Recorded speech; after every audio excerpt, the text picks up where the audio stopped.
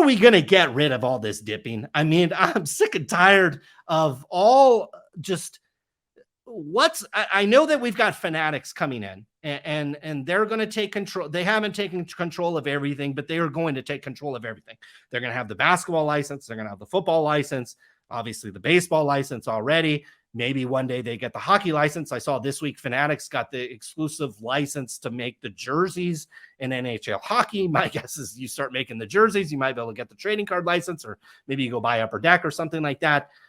Is that going to change anything when you have kind of a singular company? And then we know they're going to this live streaming platform. It obviously isn't out yet. I don't know if they're going to go acquire one or build that stack in house or what they're going to do there.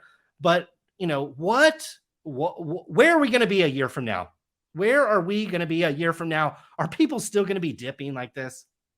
I think we are, because somebody like Whatnot is probably not going to regulate it, as much as they say. They say they're going to kick breakers off, but they'll just be another breaker that'll see the opportunity, that'll either not ship you your cards. Here we're seeing outright stealing here. I mean, we're seeing right here how he's just outright just taking that downtown card.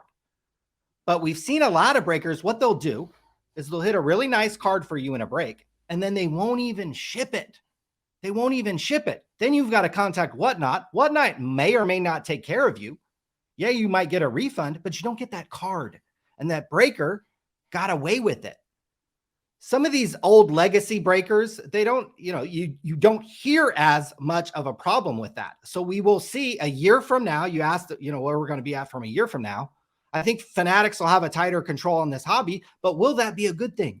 Will now you be funneled to a half dozen to 10 breakers that you don't like or that you don't want to break with? So maybe having choice is a good thing. It just needs to be heavily regulated by the community. People like Kelly Kell 1983, people who do other YouTube channels, AI Sports, Dan the Card Man, on and on, Hobby Shark, Living with LT. Those guys do a live every week practically.